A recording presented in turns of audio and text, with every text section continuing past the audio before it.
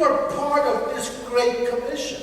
It is given to you. It's a gift. You just gotta take it. And if you don't speak in tongues, it's okay. There are pastors who don't speak in tongues. It's a gift. If you have a gift to teach, do it. If you have a gift to pastor, pastor. If you have a gift to support, support. There are different gifts given to every believer. I asked one of our brothers here, too, because of our Bible study and what he's been sharing with us about what God has done in his life. I had asked him to share a short testimony with us today about, what happened in the past and who we are today, what God is doing in our life. Well, actually, why don't you come up, Tim, and I'll pray and then you can give your testimony. So, come up here and then let's pray and just invite the Holy Spirit in our lives. Lord God, we praise your name, Lord God. And may you bless each one of us. We thank you in Jesus' name. Amen. Good afternoon, everybody. Praise God. Stand here to show my testimony. It's been rough. My whole life has been rough and tough. Because of my stubbornness, but God has been merciful and faithful too. I'm from the island of Corinth. Very rough place, very good people. But where I came from, there is churches there. And God is helping the people to witness to us. I was told I go to Sunday, every Sunday we go to church. And people there, they still fighting me. And I thank God because God sent those people, those missionaries to the people on my life. So I decided to go to Mohan, to go to school there.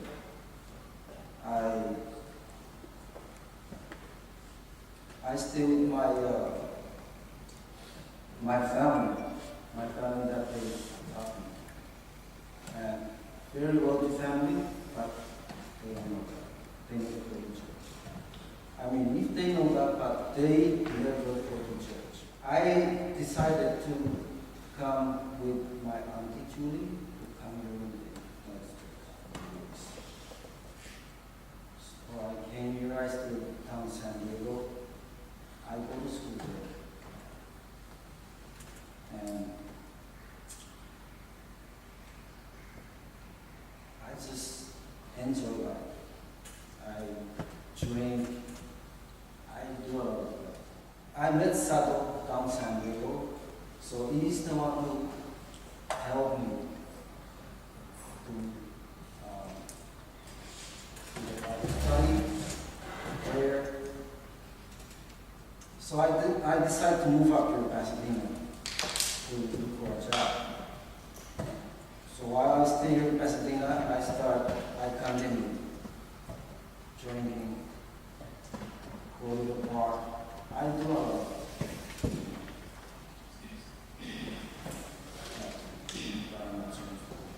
I thank Pastor Paul and Henry Pearson.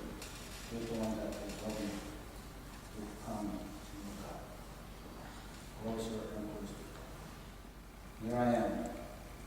I'm standing here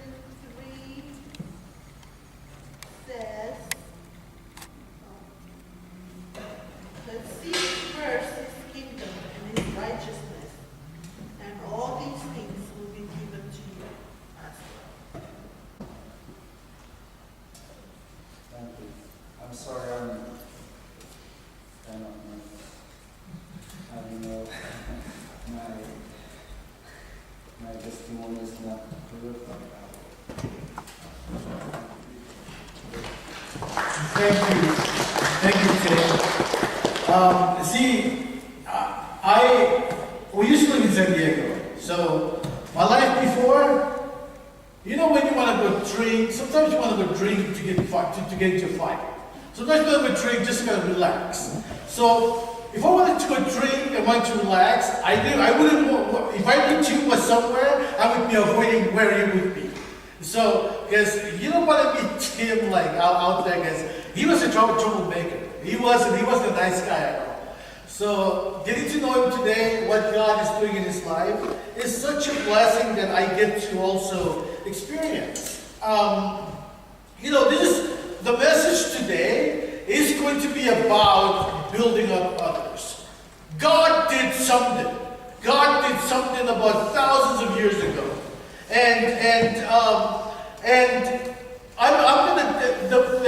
The studies are going to be in the book of Acts.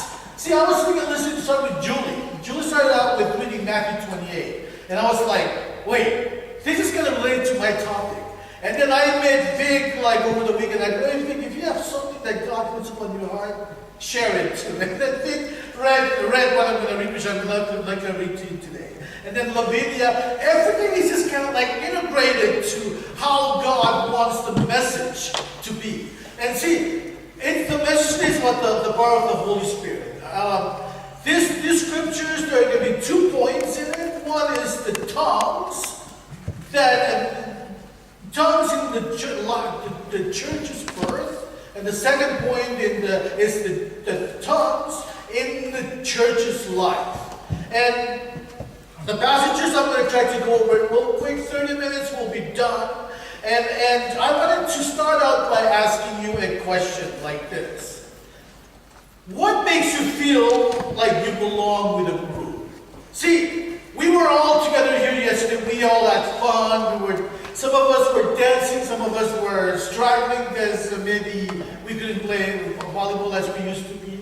But we were so comfortable with each other. There is that sense of belonging. When we're comfortable with each other, we come to each other and go, hey, how are you doing? Hey, here, come have a seat. Hey, come in and drink something. But like back home, I don't know if you remember this back home, but I know that my uncles would do this. Somebody would be like passing on the street and they go, hey, come. Drink coffee or eat rice. I don't know why coffee and rice were one of the things that they would offer, but when the offer is accepted, they would walk in, and the person who invites them, they learn that there is no coffee or nor rice, but that doesn't matter. They would continue to carry on the conversation until the person is ready to leave. And then, like here in church, sometimes we feel included when we can relate to a conversation.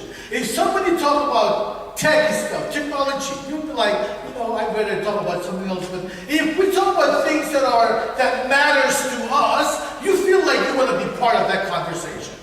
At work, guys would be talking about TV shows, and I'm like, I don't really watch TV, but I couldn't participate in the discussion because it is not my thing. So I would just sit in the corner of my desk and just hoping that they don't go, Shirley, what do you think about that show? Because, see, I feel like when I open my mouth, I would not be accepted because I did not really understand what they're talking about. When you do things, you look at the gestures and visual expression of people, and you're going to tell if they're connected to you or not. See, as Christians, we have to think about those things. In today's text, we will learn that God's extraordinary way of enabling some followers who were following Jesus for 3.5 years. These people, fishermen, they were following Jesus for 3.5 years, and next thing you know, Jesus said, hey guys, I'm leaving. And all of a sudden, can you imagine when you have a leader, and that person comes to you and says, hey, I'm gone tomorrow. You would be like, wait a minute. What are you saying? How can you be leaving? It's the same thing we're going to be talking about today. Not fully understanding the 12 disciples, they're not fully understanding what is about to unfold before them. But then the awesomeness of God, He brings something to them. This thing called language of God. It is a gift that would allow them to be part of God, that they can talk to God directly. If you might speak in tongues, speaking to God directly, none of you will understand what I'm saying, but it is between me and God. This took place, and then years later, maybe 40, 50, 60 years later, Apostle Paul came. And he gave the same special instruction in the first book of Corinthians 14. He said he wanted to correct them for the things that they're doing wrong. In the churches in Corinth, it is like what we are today. We are so full of ourselves sometimes. We think that church belongs to us. But see, church was made for the people so God can speak to them. So some believers in Corinth, they needed this correction. That they, because, back in Corinth, the reason why Paul did this, because I bet you some of them who just wanted to come to church just to kind of show off what they have. Say our human nature. We come to church, let's say if I stood before you and I start speaking in tongue and I start like, love, I start speaking in tongue. You would not understand what I'm saying. I would just be showing off. And that's what Paul is telling the Corinthian church. Don't do that.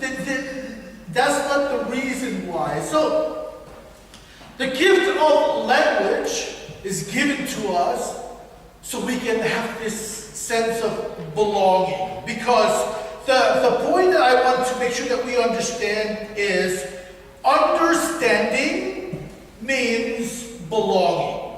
So if you understand where you are, then that means you have a sense of belonging. If you walk into a crowd and you're like, you know what, I'm kind of like out of context here, you would feel very alienated.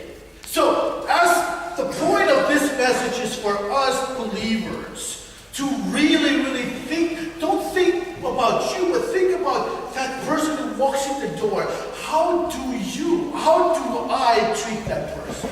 Do I make him feel like he belongs in here? Or do I make him feel like he should not be coming here again? And that's what Paul is teaching them. I have like 2 pages of background, but I'm not going to go over it because of our time. But main thing I want to talk about, the background to set this up is the Tower of Babel and the Day of Pentecost. These 2 events in the Bible, they're about 1,000, 2,000 years different.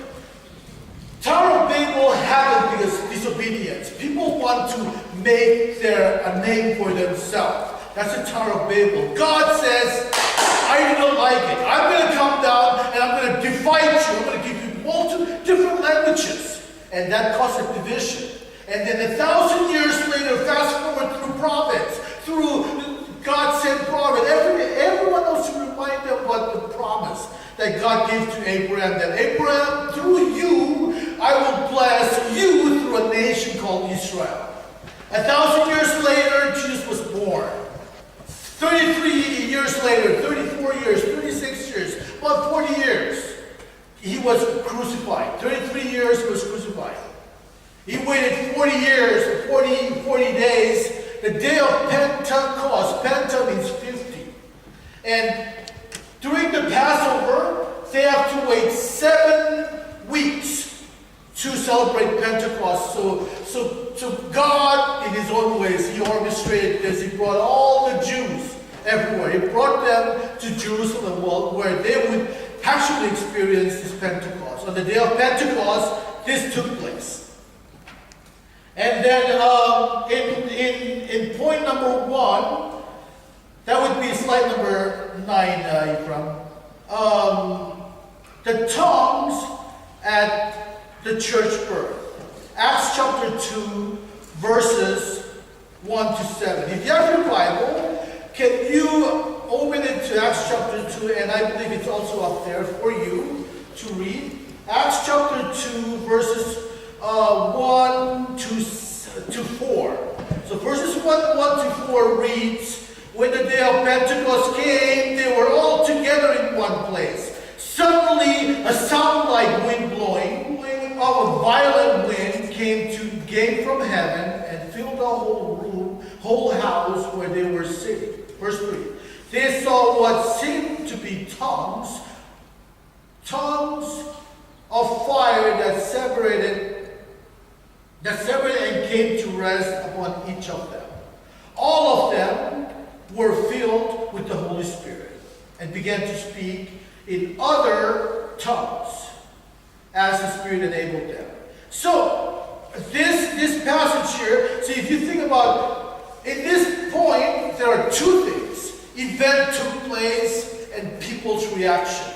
Event took place because what the Holy Spirit does, your life is transformed. You start doing things that kind of like unusual to people because that's not who you are. So people start reacting to things. Imagine this, Jesus told them, do not go anywhere unless I send you my replacement. Imagine if they did not obey Jesus. They would have missed out on this very huge blessing. This was their act of obedience as they were about to experience this God's demonstrating saving power that had been prophesied by prophet after prophet.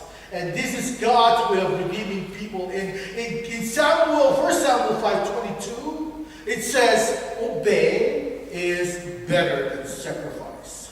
Obey is better than sacrifice. Don't serve God if you're not obeying what the word says, because it'll bring curse to you. Samuel, he told King Saul, first king of Israel. The reason why we're reading about this is King Saul was given exactly what to do. He went and did half of what was told, and he thought it was enough.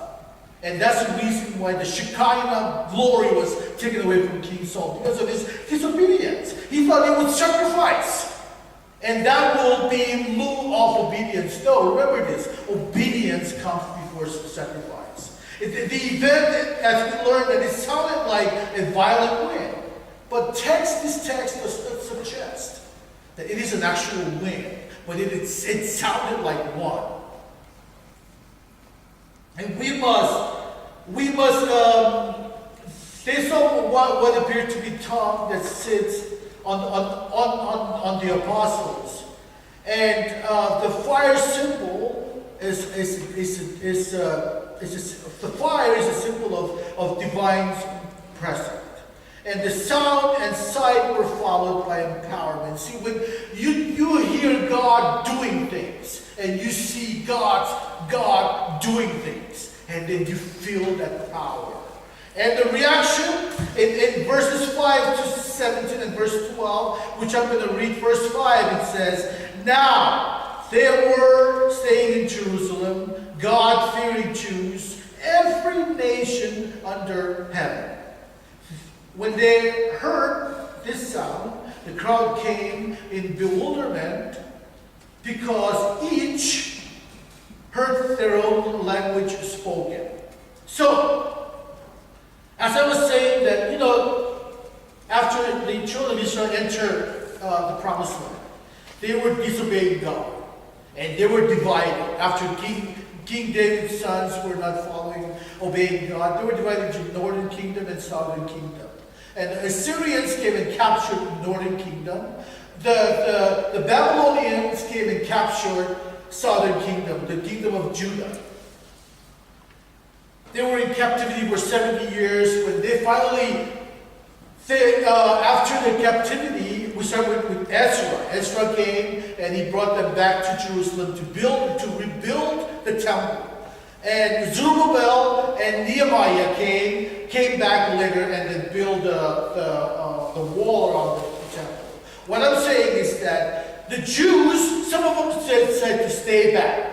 They were scattered all over the place. So the day of Passover is a special holiday where everyone gets together and worship and do their form of worship. And this when it took place. They were in one place, and then all of a sudden you hear this zoom, and there was quietness. Everyone was just like, what did just happen? The Bible says that they were amazed and perplexed. And next thing you know, there is this sound of different tongues were spoken. The bystander knew them as Galileans. And it is maybe because of the way they dress, or because of the way they talk. Like, how can these people speak such languages? There was an uproar, and people started asking questions. And this asking of questions led to what we now learn today as the first sermon.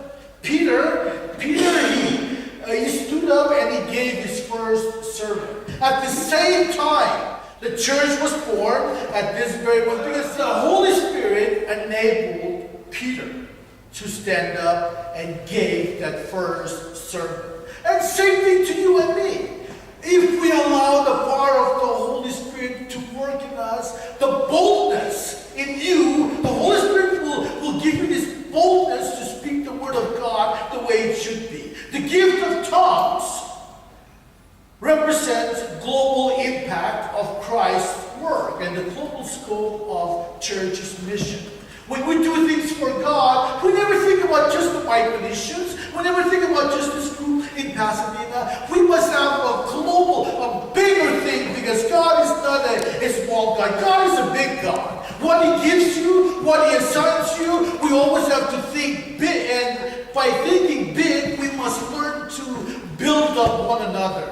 Not the way I think, not the way you think, but the way the Bible says so. And point number 2.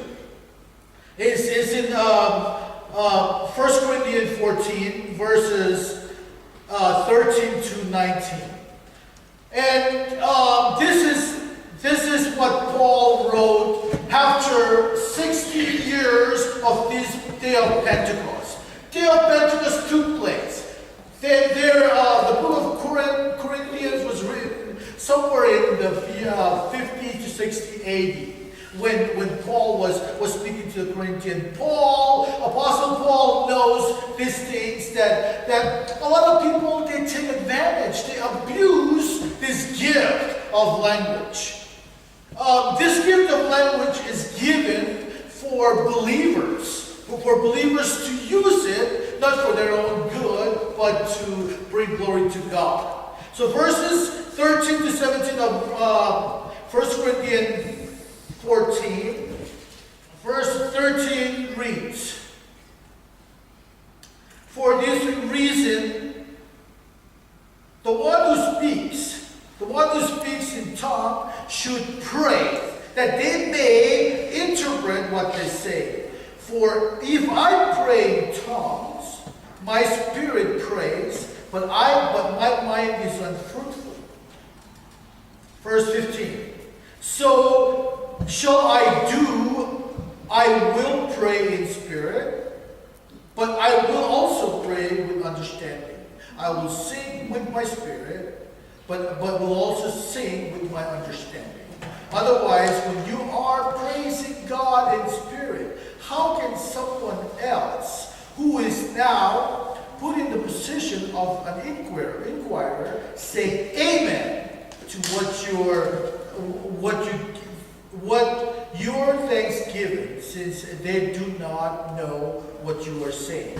Verse 17, "You are giving thanks well enough, but no one else is edified." I know that there is a controversy. We have questioned. People say, well, some people, a few years back, this Micronesian guy, he challenged me. He said, if you don't speak in tongues, that means you don't have the Holy Spirit. And I was a young Christian. I'm like, how can that be? I challenge it. But we cannot settle it here. What we do know is that speaking in tongues is a miraculous empowerment to speak human language otherwise unknown to the speaker. When I speak in tongues, you cannot understand what I'm saying, nor that I can translate it to you. Speaking in tongues is out of our human mind, because it is something that we do connect with God other believers speaking, saying that speaking in tongues is an empowerment when one is in deep connection with God. This is an ongoing debate that we can never, that we're not going to settle.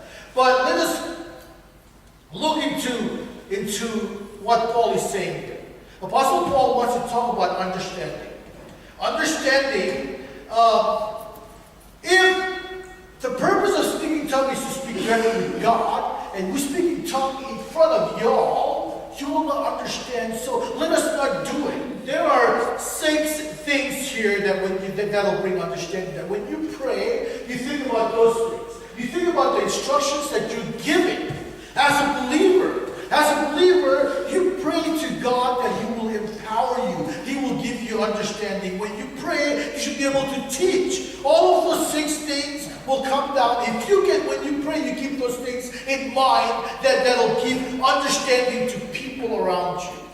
The Bible says that it is better for us to prophesy the word of God than to speaking in tongues.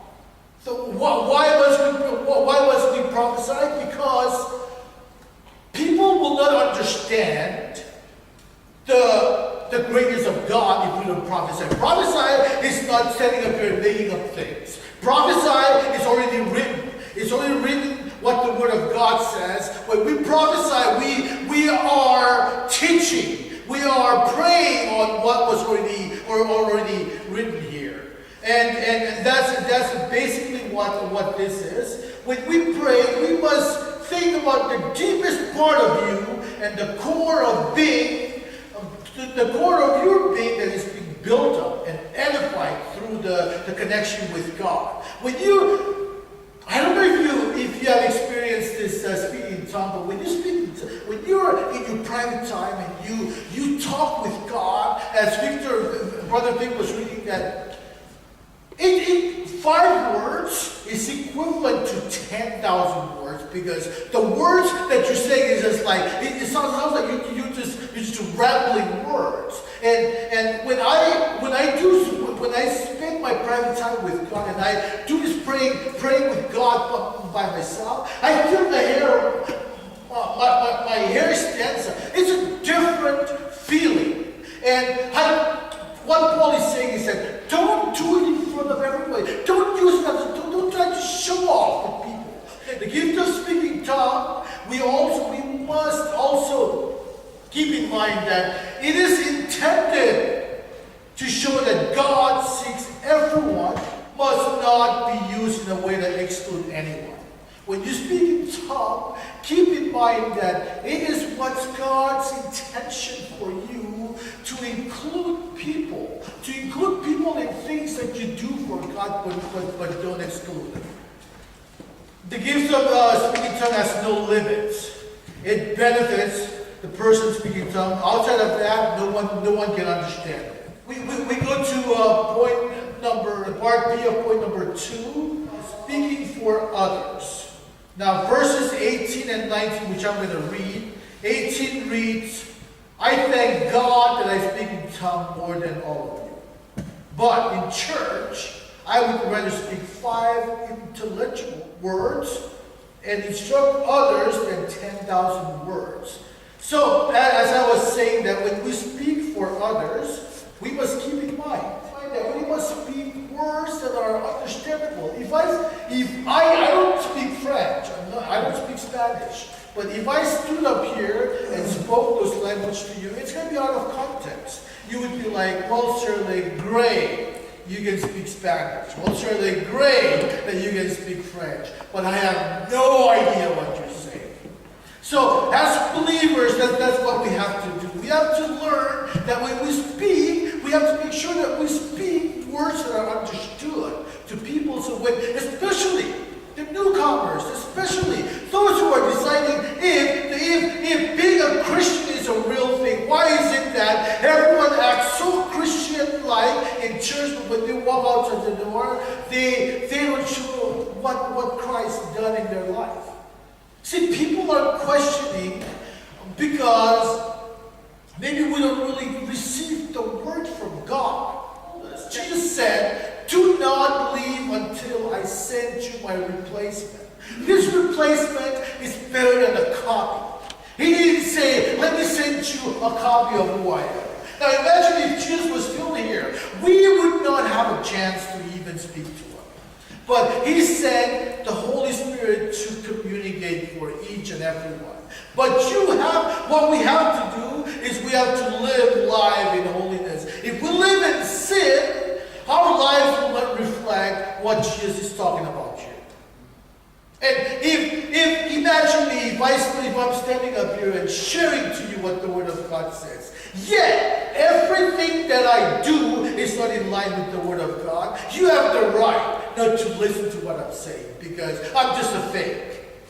But if I put my life together so that I'm righteousness, but it is the righteousness of Christ that allows us to be in His work, to be in His service. It's not because I am righteous. It's not because I am perfect. Nobody's perfect. Only Christ is perfect.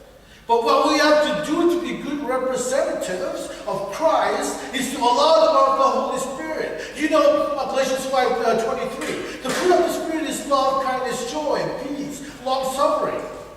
All of those fruits of the Spirit, the Bible says that there is no laws against it. So, as Christians, in this church, I'm not talking about the church outside, I'm talking about each one of you. Each one of you who goes to this church here. If we live life according to the Word of God, people will want what we have. But if we are only speaking it, and if we don't do it, people are going to run away from what we have. Because the Word of God is written. It's power in itself. We have to start showing the fruit of love and stop putting down each other, but build up each other. As the message today. And all of you are encouraged. All of you know what the Bible says. But what I believe that you should think is that I think in a smaller context. I'm like, it's okay. Micro, it means small, so we always have to be Micronesia. Poly means big, because they're bigger than us. That's not what the Bible says. People who name these groups of islands, they named it based on the characteristics that we see. But that doesn't mean that we follow what these characteristics that they gave us. God gave us something better, something bigger. And that's what we have to do. We have to start thinking bigger than what we are. Start knowing that Jesus gave us something that He gave to everyone else. He's the head bit, the prophets, and He gave them the Holy Spirit. But today you and I have this thing. Everyone fully, when we do things for God, everyone must be welcome. The thing that I hated the most was the meet and greet.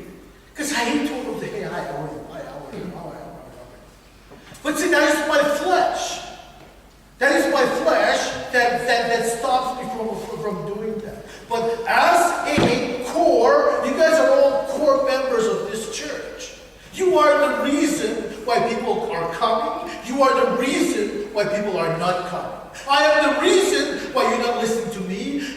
I am the reason why you're listening to me. But through Christ, who strengthened us in all of this. So every one of us, we also have to allow people to know that they're welcome to whenever they come. 2 events, as I was saying, Day of Pentecost, amazing thing happened. Power of the Holy Spirit. And you're witnessing that the Holy Spirit was given to everyone. And His promise to bless the nation through Abraham. The door is open to those who had been previously excluded, meaning you and I. We are pagan, we're Gentiles. We were not part of this. But now it is available. The gift of Spirit is understanding, which was the first step of belonging. Now the questions. I'm gonna ask you this series of questions. I want you to think about it very in depth. I'm gonna ask you this. How are we as a church doing with the gift of Spirit and understanding? How are we doing with when the gifts are given to us? Are we just doing things just to please us? What do we say or do in church that is so hard for others to understand? And I'm not just talking about this church. I'm talking to every church who puts Jesus as the head. Do we ever speak or act in ways that put others in the position of outsiders? Do we give a look at somebody? Do we or do we have this wide open hand to welcome people? What should we do to assure that everyone is fully welcome, fully engaged, fully a part of the life of Christ's church? How do we tell every person for whom Christ died that he or she are among Christ's believers? How can we call ourselves Christians if somebody wants to know who Christ is, walked in and we are full of ourselves? How can we call ourselves Christians? Is our church more like the day of Pentecost, where 3,000 people were saved in just a matter of seconds? Or are we like the Tower of Babel, where we do our own kind and do our own things that separate everyone else? Is our church more like the church at Corinth, corrected? Well, Paul is corrected. Or is our church, we want to be status quo? We want to just continue to do what we feel comfortable doing. He says what this church is. A thought that I want you to take home with you, a thought to remember. Use spiritual gift to include and edify. So that's what we have to do as a church. I'm not talking about those people out there. I'm talking about those who are here. You are part of this great commission. It is given to you. It's a gift. You just gotta take it. And if you don't speak in tongues, it's okay. There are pastors who don't speak in tongues. It's a gift. If you have a gift to teach, do it. If you have a gift to pastor. If you have a gift to support. There are different gifts given to every believer. And I can't tell you that you have to go to God and God will open that to you. And that way, this is going to be a group of islanders who do not just get together every Sundays, but we actually can bring in other people that can really know who Christ is. But it starts with church is that individual. Your family. It starts at home. I cannot be preaching this at my house. I cannot be praying at my house. I cannot be talking to my wife about this, and yet I come and I stand before you and share. That would fall under being a hypocrite. The hypocrisy of many Christians face today. So I wanted to encourage you. I'm not picking you out. This is for me. This is for me. These are things that I need to learn myself. So if it works for you, use it. You might be blessed. But if you don't want to change, pray that God will soften your heart. And everyone will be included in the works that God has for each one of us. Because we are empowered. Julie read that. We are empowered. Luke 10:19 is one of my prayer verses that God gives us all the authorities under the heaven. That I can step on a scorpion. I could steal. It isn't. Stop. You like when you say cockroach? You like really kill it. This is what we can do. Other spirit will submit to this power, the power of that is made available to us. So each one of us has this. So as I'm closing, I'm gonna ask the worship team to come up and then close the message. But I want to encourage you. I want to encourage each and every one. This message is for me. It's all for us. Otherwise, God will have put you somewhere else. Or God will have taken you because He doesn't need you anymore. God still needs us to further His kingdom. And that is what the Great Commission is. So as we pray, and then I'm going to ask Thousand to close with the song. But let's pray. Just bow your heads and then just open your heart and let God to speak to you. Let God to speak to you. You know what you've done. You know what you haven't done. And you know what you need to do. And if you don't know, pray with me and God will open to you. Shall we pray?